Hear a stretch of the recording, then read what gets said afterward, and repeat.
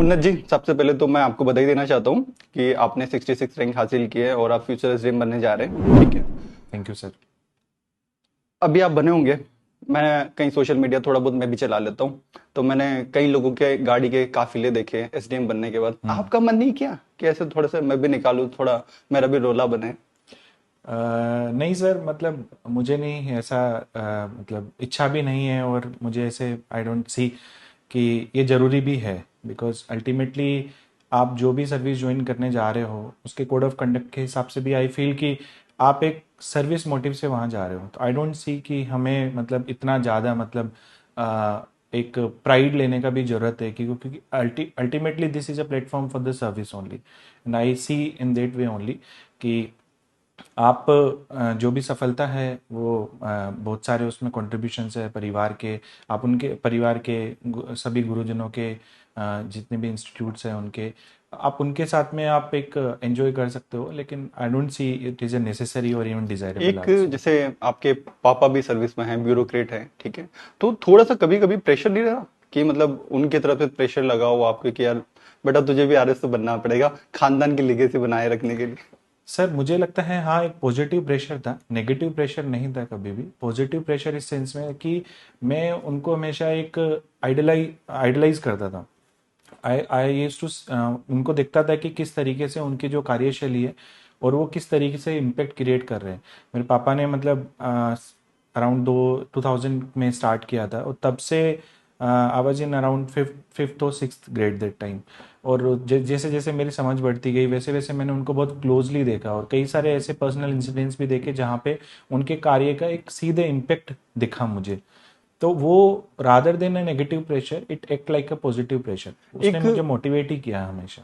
एक आपने ऐसा देखा होगा कि जब भी कोई स्टूडेंट तैयारी करता है आरएस बनने की, तो दिमाग में थॉट होते हैं कि हम बन जाएंगे, बहुत सारी चीजें बदलेंगे। आपने बहुत क्लोज से पापा को देखा जैसे आप बता रहे हो, तो क्या हम सही में इस लेवल की पावर हमारे पास होती है आरएस बनने के बाद कि हम चीजें बदल पाए? सर पावर डेफिनेटली होती है। आई वुड रादर से कि हमारे पास अथॉरिटी होती है। पावर आपकी पर्सनलाइज्ड होती है। वो how I see is that कि power is a personalised thing, authority is a formal thing. Power आपके पर्सनल एट्रीब्यूट से, आप जो वो पद है जो उसकी अथॉरिटी है आप उसको कितना इफेक्टिवली डिलीवर कर सकते हो, आपके वो पर्सनल एट्रीब्यूट और पर्सनल कैपेसिटी, पर्सनल आप कितना इनपुट दे रहे हो उस सर्विस के, जब आप कर रहे हो काम कर रहे हो, आपकी कार्यशैली, ये सारी चीज़ें आपके पावर डायनेमिक्स तय करती है। डेफिनेटली ये जो पद है इसके अंदर एक सफिशिएंट अथॉरिटी है सर, कि जिसके अंदर आप एक पॉजिटिव चेंज सोसाइटी में ला सकते हो। लेकिन साइमल्टेनियसली मुझे मेरा मानना है कि उतने ही लिमिटेशंस भी है। आप एक अनबाउंडेड अथॉरिटी नहीं है आपके पास में। जैसा कि हम एक प्रजातांत्रिक देश के अंदर रहते हैं, डेमोक्रेटिक कंट्री के अंदर, वहां पे किसी भी पद के अंदर आपको एक अनबाउंडेड अथॉरिटी नहीं मिलेगी। लिमिटेड अथॉरिटी के साथ में अगर आप अपनी if you give your 100%, definitely आप एक पॉजिटिव चेंज क्रिएट कर सकते हो। मेरा मानना है कि ये थॉट प्रोसेस के साथ में कि मैं सब कुछ कर दूंगा वो तो पॉसिबल नहीं है, हम्म। लेकिन अगर हम थोड़ा भी कर पाए, मुझे लगता है हमारे देश के लिए, हमारी सोसाइटी के लिए, हमारे समाज के लिए वो बहुत अच्छा है। एक मैंने एक आर्टिकल देखा था लोकल अखबार में, जब आपकी शादी हुई थी, ठीक है, आपके पापा ने जो इनिशिएटिव लिया था बड़ा प्यारा था, थोड़ा सा उसके बारे में बताना मुझे। सर मेरे फादर जब शायद मैं अराउंड 20-21 ईयर्स, तो तब से 22-23 साल होते हैं, मतलब तो 23-24 में यूजुअली घर में बातें होने लग जाती है कि बच्चे की शादी करेंगे, ये करेंगे वो करेंगे। मेरे पिताजी हमेशा मतलब जो भी उन्होंने अचीव किया है वो हमेशा कोशिश करते हैं कि वो सोसाइटी को पे बैक करें। Give it back. हाँ, गिव इट, उस फिलोसफी से उन्होंने काम किया है। चाहे उन्होंने अपने मतलब जो जिस पोजीशन पे आज है वो उस अपनी रिस्पॉन्सिबिलिटीज को डिलीवर करते हुए, या फिर वो अपने जो गांव से जहाँ से वो बिलोंग करते हैं उस सोसाइटी के लिए भी। हमारे गांव के अंदर कोई भी व्यक्ति आपको ये बता देगा कि हाँ मतलब सरकार एक सोशल ओरिएंटेशन है। तो 23-24 साल की उम्र में जब भी घर में बात होती थी तो पापा तब से बोल रहे हैं कि मैं तो मेरे बच्चे की शादी ऐसे करूंगा। उस आइडिया को कि एक साथ में 4 लड़कियों की भी जो डाउन रोडन सेक्शन से होगी उनकी भी शादी मैं साथ में ही करूंगा। इनिशियली तो उस आइडिया को ऐसे लिया गया कि अरे भाई साहब तो ऐसे ही बोल देते हैं। लेकिन जब वास्तविकता में जब शादी करने की बारी आई और भगवान की कृपा से ऐसा संयोग बना कि वो पूरा का पूरा प्रोग्राम एक बहुत अच्छा हुआ, और हम मतलब उससे सबसे बड़ी बात है हमने अच्छा किया तो उसका रिकॉग्निशन में हमें बहुत बहुत एक अच्छे लेवल पे मिला। और मैं पर्सनली खुद इतना सेटिस्फाइड फील करता हूँ जब भी मैं किसी को बताता हूँ। और ऐसी कई सारी जगह पे तो हम लोग जहाँ किसी से मिलने जाते हैं तो हमारे जाते ही विद इन 5 मिनट्स के अंदर वो खुद पूछ लेते हैं कि आपने बहुत ही नहीं। नोबल कार्य किया है, बहुत ही अच्छा कार्य किया है। तो वो एक इमेंस सेटिस्फेक्शन वाला है सर। मैं इस चीज़ से मेरे पापा से बहुत ज़्यादा इंस्पायर्ड भी हूँ सर, कि आगे फ्यूचर में भी अगर मुझे नॉट इन सेम वे और इधर सेम वे, बट अगर मुझे भी मौका मिलेगा तो एक सोशल ओरिएंटेशन रखना मतलब की प्रेरणा मुझे मिलती है सर। एक मुझे अपना लास्ट इंटरेक्शन याद है कि जब आप आए थे सामने वाले ऑफिस में अपन बैठे थे, हाँ बिल्कुल। और फिर आपने बोला था कि सर मेरे तो अभी देखो हाथ पे की मेहंदी भी गई नहीं है, उससे पहले इंटरव्यू आ गया। काफ़ी नहीं, पर लेकिन फिर जैसे अचानक से कभी कभी, जैसे ना कई बच्चों तो उनको लगता है कि इंटरव्यू डेट आएगी 10 दिन मिलेंगे, उसमें में भी वो प्लान नहीं कर पाते। आपको 2 दिन पहले पता चला, बट आपने अच्छे से प्लान किया और one of the highest 60 marks, I think हाँ हाँ। 60 मार्क्स आपके आए। तो उस टाइम क्या मेंटल स्टेट थी वहां, जब आरपी से कहते कि यार मैंने तो कुछ पढ़ा ही नहीं, मैंने ये रिवीजन नहीं किया, वो सब ऐसा कुछ था दिमाग में? सर मैंने पिछली बार भी दिया था, तो पिछली बार तो बहुत पढ़ के दिया था तो मतलब आप मानोगे नहीं कि मतलब इंटरव्यू बहुत एक सिचुएशनल गेम है, कि आप उस सिचुएशन में आपको बेस्ट डिलीवर करना है, सिंपल सी बात। मतलब व्हाट आई फील कि आपको एक पर्टिकुलर सिचुएशन में डाल दिया जाता है, आपने नहीं चूज किया कि उसमें प्लेयर्स कौन होंगे, आप तो आपको जाके उस टीम में खेलना है। मतलब आई आई सी इन दैट वे कि इट इज़ अ गेम कि people would ask you, you don't know what would be ask, you don't know who would ask, you just know that you need to play there। And luckily इस बार जो interview था वो काफ़ी अच्छा था, उस sense में कि जो मेरे फील्ड था उससे रिलेटेड क्वेश्चंस पूछे पूछे गए, और डाइवर्स क्वेश्चंस थे, बट तो उस सेंस में अच्छा हो गया। But at a preparation level I would say कि मैंने ज़्यादा दिमाग लगाने का समय ही नहीं था सर। मतलब I could not put lots of thoughts to this thing कि मेरा क्या होगा नहीं होगा, मैंने तैयारी नहीं की है, मेरे मेरे पास और कोई चांस नहीं था, तो मुझे देख के ही आना था, तो उस मेंटली। जब आपका जैसे आपने सीए किया, फिर आप सेबी में ज्वाइन किया, प्राइवेट कंपनीज में काम किया, फिर सेबी में आप मैनेजर तक भी थे, और वहां से फिर इधर शिफ्ट आ रहे हो, और मुझे मॉक इंटरव्यू का आपका याद भी है जब श्रीवास्तव सर ने आपको बोला था कि भाई यू डिजर्व बेटर, ठीक है, आरएस छोटी जगह है आपके लिए, ठीक है। बट इस पोजीशन से फिर जब आपको पहले इंटरव्यू में सफलता नहीं मिली, थोड़ा सा नहीं लगा होगा कि यार ये मेरे कैलिबर से थोड़ा सा इनजस्टिस हो गया? सर एक मतलब इसमें मैं मेरे पिताजी की डेफिनेटली मतलब एक एज एस्पायरेंट सर, और आप जब इतनी मेहनत करते हो तो आपको जो चाहिए होता है वो चाहिए होता है, मतलब इसमें कोई वो नहीं है। बट मेरे पिताजी हमेशा कहते हैं कि समय से पहले और भाग्य से ज़्यादा कभी किसी को कुछ नहीं मिला है, और तू एक्सेप्शन नहीं है। तो ये सही चीज़ें बात सर। है। अगर अपन ये आरएस वाली एग्जाम की बात करें, ठीक है, बच्चों के कई सारे क्वेश्चन होते हैं, ठीक है, अभी वो रैंक 1 से लेके रैंक 50 तक का इंटरव्यू देखेंगे, ठीक है, और ले दे के सबने एक ही चीज पढ़ी होती है। क्या डिफरेंशिएट करता है एक टॉपर को? इवन जिसकी रैंक 500 भी होगी ना, वो भी वही सारी चीजें सही सब चीजें करता है, ठीक है, क्या डिफरेंशिएट करता है एक टॉपर को बाकी लोगों से? सर डिफरेंशिएट का तो मैं नहीं बोलूँगा, बिकॉज मुझे लगता है कि अगर मतलब मैं प्रैक्टिकल बात करूँगा सर बहुत ज़्यादा, क्योंकि मैंने भी 2023 वाला अटेम्प्ट दिया है। आपकी मेरिट जो डिसाइड होती है ना, मतलब आपके सर्विस अलोकेशन होगा या नहीं होगा ये लार्जली डिसाइड हो जाता है सर मेन से। लेकिन आपकी जो मेरिट, आपको कौन सी सर्विस अलोकेट होगी, it is to a great extent it is dependent upon interview, and interview is definitely है very probability kind of a game. Okay, तो वोट आई फील कि सभी टॉपर्स ऑलमोस्ट सभी सभी रेस में दौड़ रहे हैं, और कुछ सभी ऑलमोस्ट सेम स्पीड से दौड़ रहे हैं। बट हाँ डेफिनेटली मार्क्स में, मेंस के मार्क्स में काफ़ी डिफरेंस रहता है, तो मुझे लगता है कि कुछ ना कुछ तो डिफरेंस रहता होगा। मैं दूसरों के बारे में तो नहीं बोल सकता, लेकिन मेरे बारे में जो अदर देन आप जो एक रेगुलर स्टडी मटेरियल होता है, आप जो स्टैंडर्ड बुक्स होती है उनको पढ़ने के अलावा जो मैंने मेरी तरफ से, मेरे एक फ्रेंड है सर वैभव सैनी करके, तो उसने भी 2023 वाला इंटरव्यू दिया था, और उसको नहीं मिली सर्विस लास्ट टाइम पे, लेकिन उनके, जब मैं जयपुर आया था प्रिपेयर करने के लिए कुछ टाइम, तो उन्होंने मुझसे कहा था कि आप एडिशनली ये करिए कि आप टेस्ट सीरीज सबके सॉल्यूशंस, क्वेश्चंस और सॉल्यूशंस पढ़िए। तो लास्ट के 1 मंथ में कंप्लीटली जो भी स्टैंडर्ड बुक्स होती थी, चाहे किसी इंस्टीट्यूट की हो दूसरी बुक से, वो हमने पढ़ना बंद कर दिया था। हमने केवल लास्ट के 1 मंथ में दोनों ने केवल क्वेश्चंस और आंसर्स पढ़े थे। उससे एक चीज डिसाइड होती है कि आप जो क्वेश्चंस है ना उसको देखते ही आपको सोचने की जरूरत नहीं होती है कि आप इसका क्या आंसर लिखोगे। हम्म। आपके दिमाग में एक पिक्चर बन जाती है, वो आप उस पिक्चर में से आपके पास इंट्रो भी होता है और काफ़ी हद तक वो सेम थीम के क्वेश्चंस आ जाते हैं। तो ये स्ट्रेटजी मैंने फॉलो करी थी कि मैं लास्ट के 1 मंथ में डेली बेसिस पे 8-9 पेपर्स रिवाइज करता था और उसी से सर मुझे लगता है कि मेरे मार्क्स भी बढ़े मतलब हैं। आपने रिवीजन का तरीका अपनाया कि टेस्ट जो पॉपुलर कोचिंग्स होती है उनके टेस्ट सॉल्यूशन पढ़ लिए जाएं, तो श्योर उससे सर। रिवीजन भी हो जाता है और काफी सारे क्वेश्चन भी अपने कवर हो गए और एक यस दिमाग सर। में सेट फ्रेमवर्क भी बन जाता है, बिल्कुल हम बिल्कुल वो रेप्लिकेट भी कर पाते हैं एग्जाम में। बिल्कुल बिल्कुल सर। Good good. और आरएस की जो जर्नी है बहुत लंबी है, और जैसे सेबी का जो काम है, आपका जॉब भी है, वो भी हेक्टिक है थोड़ी सी, ठीक है।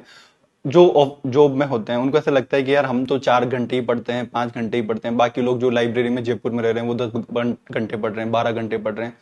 तो कभी वो दिमाग में आता था कि यार मैं कम पढ़ रहा हूँ तो मेरा सिलेक्शन कहीं ना कहीं पीछे रह जाएगा? डेफिनेटली सर, मतलब सबके आता है, मतलब मैं I am also like human, मतलब उस हिसाब से कि आप दूसरों को देखते हो कि यार वो बंदा वो तो 24 घंटे में से 15 घंटे डिलीवर हम्म। कर रहा है, 13 घंटे डिलीवर कर रहा है, हम्म। और वो देना भी जरूरी होता है एक टाइम पे। बट जब आप फाइनल जब एकदम मेंस के एग्जाम के पास में रहते हो तब आपको उस पीक स्टडी पे जाने की, उससे पहले सर अगर इवन आप 4 घंटे जैसे वर्किंग प्रोफेशनल्स को इफेक्टिवली सर 5 घंटे मिलते हैं कि वो उसमें 5 घंटे में से उनको निकालना पड़ता है, 6-7 घंटे में से 5 घंटे आप मैक्स निकाल सकते हो। तो अगर इवन आप 4 घंटे 4.5 घंटे भी डेली बेसिस पे पढ़ रहे हो ना, हम्म। कंसिस्टेंटली पढ़ रहे हो, और फिर सैटरडे संडे मिलता है, यूजुअली मुझे सैटरडे संडे ऑफ रहता था, हम्म। पब्लिक हॉलीडेज ऑफ रहते थे, तो वो that used to be a bonanza for me कि सैटरडे संडे को हमने एक पूरा एक 2 दिन दिए और एक सब्जेक्ट रिवाइज कर दिया, बाकी नॉर्मल टाइम पे आप थोड़ा थोड़ा 4 साढ़े 4 घंटे अपना पढ़ते जा रहे हो। तो उस जॉब वालों अप्रोच से को मतलब वही है, जो उनकी छुट्टीज है, जो भी छुट्टियां मिल रही है, हॉलीडेज है, उनका मैक्सिमम यूटिलाइजेशन करना है। हाँ, अगर वो उस टाइम घूमने चले गए, कुछ कर लिया, तो फिर वो मैं सर यहाँ पे एक चीज और एड ऑन करना हम्म। चाहूंगा। जो भी वर्किंग प्रोफेशनल्स होते हैं वो उनका कमिटमेंट लेवल उनसे ज्यादा रिक्वायर्ड है जो कि एक एक्सपायरेंट के पास, हम्म। एक्सपायरेंट को रिक्वायर्ड है, बिकॉज एक्सपायरेंट के पास में यूजुअली पढ़ने के अलावा ज्यादा कुछ होता नहीं है करने को, उनको पढ़ना ही है, हम्म। वो उनका प्रोफेशन है। लेकिन प्रोफेशनल्स को उनसे ज्यादा कमिटमेंट रखने की जरूरत है, बिकॉज उनकी ऑब्लिगेशंस भी हैं। Then you can at certain point of time पे आप सेटिस्फाइड भी हो सकते हो कि यार ठीक है, मैं तो कर लिया जितना। तो आपका जो कमिटमेंट है, वो प्रतिबद्धता है, वो इतनी ज्यादा होनी चाहिए आपके अंदर कि आप बहुत कुछ सेक्रीफाइस करके आप अपने गोल की तरफ काम करो। तो मुझे हमेशा लगता था कि यार मेरा कमिटमेंट मुझे उन लोगों से सबसे ज्यादा रखना है जो कि रेगुलर पढ़ रहे हैं, क्योंकि अगर और अल्टीमेटली आप लास्ट के 1 मंथ में आप जैसे भी कोशिश करके छुट्टी ले हम्म। सकते हो, तो वो भी जरूरी होता है। वो तो कहना कि गोल खुद का है, सपने खुद हाँ, के हैं, तो लड़ना भी खुद ही पड़ेगा। खुद ही पड़ेगा, आग तो होनी चाहिए सर। हाँ। और बिना आग मोक्ष के खुद के नहीं। मरने से ही मिलेगा, कोई हाँ, दूसरा मर उस जाए तो उससे उससे नहीं मोक्ष नहीं मिलेगा सर, मिलेगा। निर्वाणा तो उसी से मिलेगा।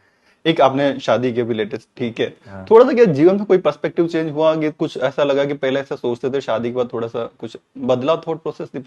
सर, शादी के बाद से एक तो when you start accepting a new character in your life, तो आप एक तो टॉलरेंस लेवल आपका बहुत बढ़ जाता है, मतलब नॉट इन नेगेटिव वे आई से, बट हाँ। आप पॉजिटिव वे में भी आप एक दूसरे पर्सन के साथ ही रह रहे हो, हम्म। आप खुद का एक कंफर्ट जोन होता है। हम्म। और बीइंग एन एस्पायरेंट हम अकेले ही रहते हैं, आप अपने हिसाब से रहते हो। तो पॉजिटिव वे में भी मुझे लगता है कि एक पार्टनर जो होता है आपको एक आ, मतलब मोटिवेट कर सकता है।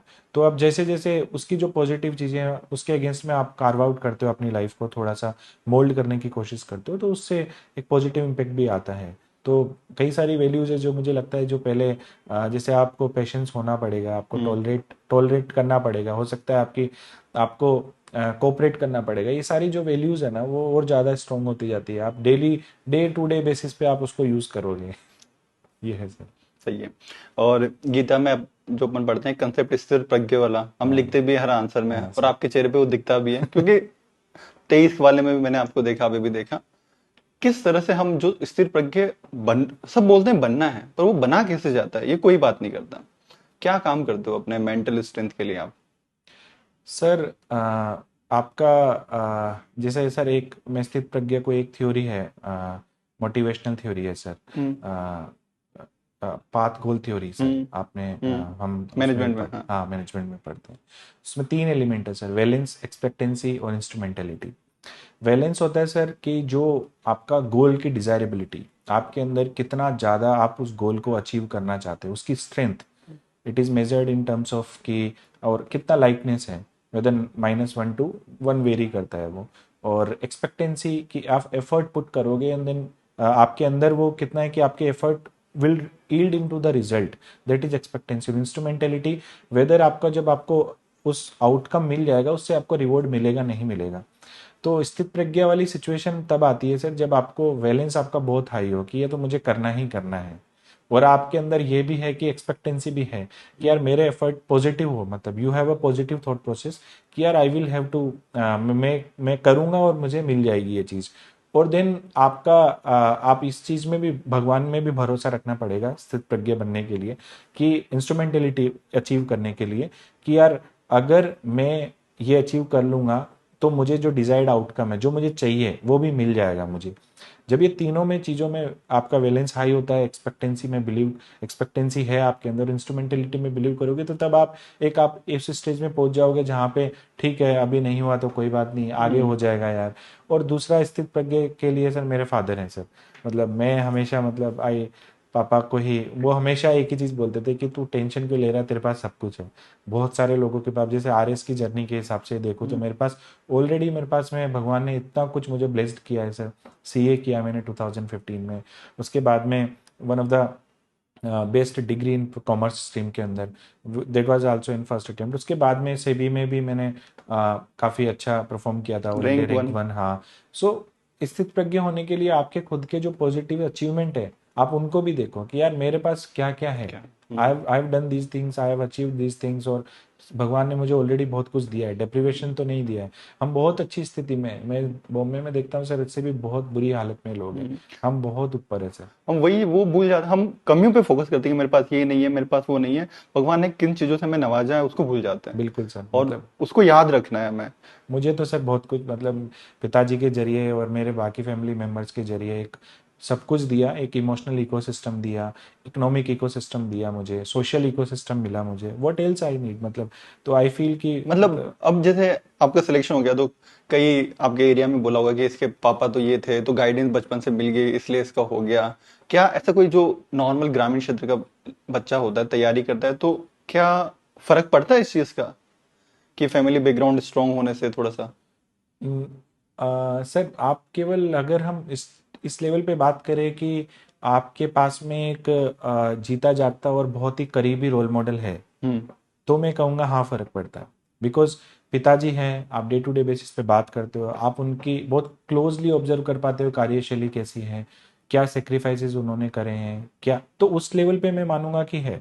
अदरवाइज सर आज के ज़माने में इंटरनेट है, everyone has access to internet, हम्म।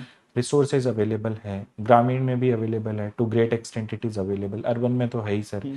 तो आई डोंट थिंक कि बहुत ज़्यादा, मतलब एक बहुत बड़ा गैप है कि आप ग्रामीण परिवेश से हो तो आपको सब कुछ आज रिसोर्सेज सारे अवेलेबल हैं। बट हाँ, डेफिनेटली एक प्रैक्टिकल एस्पेक्ट्स और सर्विस के बारे में प्रैक्टिकल एस्पेक्ट्स, और साइमल्टेनियसली आप हमेशा एक रोल मॉडल आप देख सकते हो, तो वो एक फ़ायदा मुझे मिला है। डेफिनेटली मुझे पापा से काफ़ी प्रेरणा मिली है, तो उसका फ़ायदा तो मिला है सर। और लेकिन आप देख सकते हो, आप मतलब बहुत इजीली आजकल तो सभी एक्सेसिबल होते हैं, हाँ, तो गाइडेंस कई हाँ, जगह पे अवेलेबल है। इंटरव्यू हाँ तो मिल जाता है सर। एक, जैसे आप शुरू में जब 23 में नहीं हुआ था, आपको लगता था कि भाई इस बार तो बस आरपीएस भी मिल जाए, है ना? हाँ, और भगवान ने आपको उससे भी बेटर दिया। हाँ। ठीक है, तो क्या फिलोसॉफी है, मतलब क्या सोचते हो आप कि भगवान क्या चीज देता है कितनी मेहनत करने पे? सर मेरा मानना है कि मतलब आप what you desire and what you get, there will always be gap between that. Hmm. You keep on desiring, there is a freedom to desire, or there is a सोचते freedom, जाओ, कोई हाँ, मतलब नहीं। the God has given you the freedom to desire, hmm. simultaneously God has a freedom to give you also। हम्म। वो वही देगा जो आपको उसने सोचा हुआ होगा, और आपको डिजायर करने की फ्रीडम है सर, आप चाहो जो इच्छा रख सकते हो, इच्छा रखने पे भगवान ने कोई रोक नहीं लगाई है सर। मेरी फिलोसॉफी थोड़ी ऐसी है कि मुझे ऐसा लगता है कि भगवान ने हमारे लिए कोई रोल सोचा है, और उसके काबिल बनाने तक भगवान हमें फेल करेगा, बिल्कुल है सर, ना? बिल्कुल। कि मैं जैसे मान लो पहले अटेम्प्ट में मुझे आरएस नहीं बनाया, तो शायद मेरी पर्सनालिटी वैसी नहीं थी, या फिर मुझ में वो कैलिबर नहीं था। धीरे धीरे भगवान ने जब होता ना तीसरे चौथे अटेम्प्ट में, तो वो पर्सनालिटी वैसी बन जाती है। तो बिल्कुल कभी कभी ये होता है कि भगवान उस लायक पहले आपको बनाएगा, फिर उस चीज से आपको नवाजेगा कि भाई हाँ, अब यू डिजर्व इट। हाँ, ठीक है, बिल्कुल किसी को जल्दी दे देता है, किसी को बाद में, जब भी लगता है। और वो एक बहुत पॉपुलर लाइन है कि, है ना, कि भगवान वो नहीं देगा जो आप चाहते हो, भगवान वो देगा जो जो आपके आपके लिए लिए अच्छा अच्छा है। होगा। बिल्कुल सर, मैं मान सर यही स्थित प्रज्ञ होने का भी तरीका है सर। मतलब आप जब तक एक्सेप्ट करते रहोगे ना कि you are the primary actor of this field, of this jungle, you are not the primary actor of this jungle, इससे आपसे बड़ी मतलब बहुत बड़ी ताकत है जो सब चीज़ें सेट कर रही है, और आपको भी एक उसमें पुर्जा सेट किया गया है, आपसे भी कुछ ना कुछ डिलीवरी वो करेगा। आप अगर उनके गेम प्लान में आप परफेक्टली फिट होते हो तो वो काम वो आपसे डिलीवर करवा लेगा। ये मेरा मानना है सर। एक जैसे अखबार में आप कई बार खबर पढ़ते हो कि कोई एसडीएम करप्शन में इन्वॉल्व होता है, ठीक है, तो कहीं ना कहीं सोसाइटी सारे एसडीएम को उस नजर से देखती है कि सब चोर हैं, सब पैसे खाते हैं, सब करप्ट हैं। उस टाइम पे जो ईमानदार ऑफिसर होते हैं किस तरह से बना के रखते होंगे अपना मोराइल, किस तरह से खुद को मोटिवेट रखते होंगे कि नहीं यार अपन को फिर भी वही चीज रखनी है। सर मुझे लगता है कि पहले तो एक व्यक्ति को मतलब ईमानदार व्यक्ति असेस कर लेता है कि उसको इस दुनिया में क्या चीज़ की नीड है। जैसे मैं मेरा ही पर्सपेक्टिव दूँ सर अगर, तो being an CA I had a very good opportunity to earn money. Hmm. I had matlab in the beginning because I became CA in around 20 years only, and that time my few friends went to in Dubai also, and they were saying कि let's go matlab, and I became CA in first attempt, so I had a wonderful opportunity to go. After that, in SEBI also, SEBI is a wonderful organization to work. Simultaneously, it pays a very decent salary. It is one of the highest paying organization, government organization in India, equally to RBI, I would say. So I just when I came into this service, I did not come from with this intention ki what would be the perks, what would be the salary, because I've seen that satisfaction gap was there in me. Because ultimately, even if you do the corruption, what you will get? You will get the money. Hmm. You will get the benefit. Satisfaction. वहाँ पे I used to earn and I used to get the decent perks and everything was available for us. But the internal satisfaction was not there. Well, that was because my efforts I could not see wherever मैं ग्रामीण परिवेश में पला बड़ा हूँ। मैंने देखा है कि किस तरीके से मेरे पापा के छोटे छोटे कार्यों से लोगों की चेहरों पे स्माइल आ जाती थी। I used to deal with the big people in my in finance industries. तो वहाँ पे वो they were very well off. तो उनमें चेंज लाके डेफिनेटली आप सेटिस्फाइड होते हो, बट आपका जो आप कहाँ से बिलोंग करते हो, आप उनके लिए कुछ करना चाहते हो, तो वो एक सेटिस्फेक्शन गैप हमेशा रहा था। तो मेरा हमेशा मोटिवेशन भी अभी भी यही है। अब आप इतना सब देने के बाद में इतने साल 2-3 साल आप एग्ज़ाम के लिखने के बाद में आपको ये अपॉर्चुनिटी मिली है, तो वो कहीं ना कहीं सर्विस करने के लिए मिली है। तो वही सर एक मोटिवेशन है मेरा।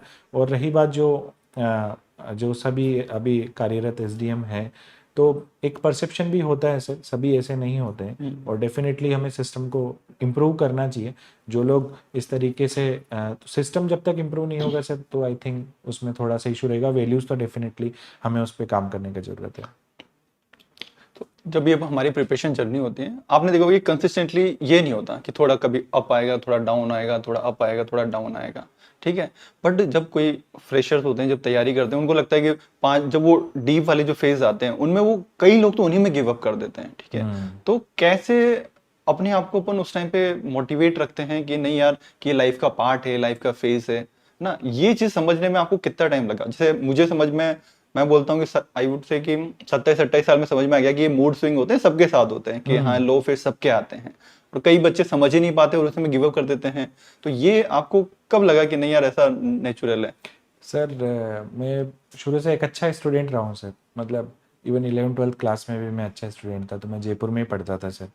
तो मेरे कहूँगा कि जो एक पढ़ाई के प्रति एक जो एटीट्यूड है ना सर, वो आपका बहुत जल्दी फ्रेम हो जाता है। मतलब कि आप तो जैसे 11th-12th क्लास में पढ़ा मैं, फिर मैंने सीए किया। तो सीए करने से 11th-12th का जो टाइम पीरियड था ना, उससे पहले भी था, लेकिन इस पीरियड के अंदर मैंने मेरी बहुत मेहनत करी, और उसी टाइम पे एक रेजिलियंस डेवलप हो गया कि यार ठीक है, अभी आज 1 घंटा कम पढ़ाई हुई है, 2 घंटा आज पढ़ाई नहीं हुई, कोई बात नहीं, अगले से स्टार्ट करें, करना ही पड़ेगा, और कोई ऑप्शन नहीं है। तो वो जो अप एंड डाउन वाला फेज होता है, और सर वो अगर वो ज़्यादा खतरनाक तब होता है जब आप थोड़ा सा ज़्यादा ही ब्रेक ले लेते हो। आप डेलिब्रेट ब्रेक ले लो, कि आपको पता है कि अगर आपको आपकी मेंटल स्टेट और आपकी मेंटल हेल्थ के लिए और फिजिकल हेल्थ के लिए, तो आप डेलिब्रेट ब्रेक ले रहे हो। मैं एक दोस्त को जानता था, वो कभी भी फ्राइडे पढ़ता ही नहीं था।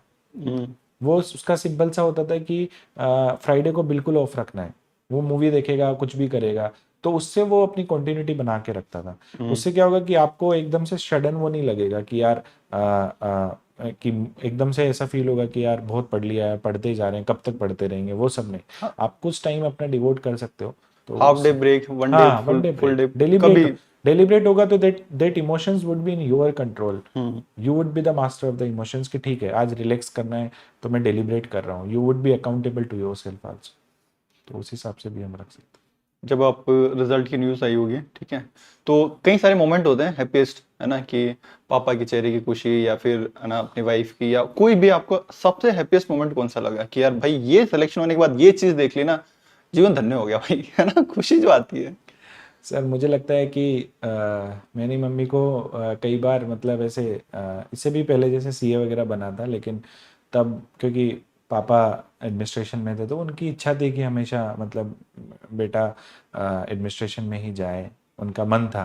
तो रोते हुए तो कई बार देखा था, लेकिन खुशी के आंसू देखते ना तो वो सबसे एक हैप्पीएस्ट मोमेंट था सर, कि एकदम मम्मी को ही थे, मम्मी ही थी साथ में, तो मेरी चाची थी, तो दोनों जब उस टाइम पे वो उनकी खुशी देखी तो वो बहुत एकदम बहुत पॉजिटिव इम्पैक्ट था सर उसका।